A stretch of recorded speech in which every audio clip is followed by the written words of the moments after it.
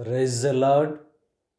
ప్రభువైన యేసు క్రీస్తు నామంలో మీ అందరికీ ఉదయకాలపు శుభాలు తెలియజేయుచున్నాను.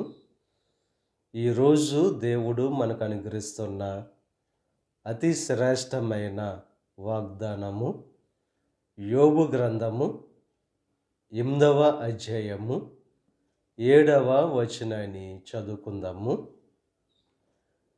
నీ స్థితి మొదట కొద్దిగా నుండినను తుదకు నీవు మహాభివృద్ధి పొందుదువు.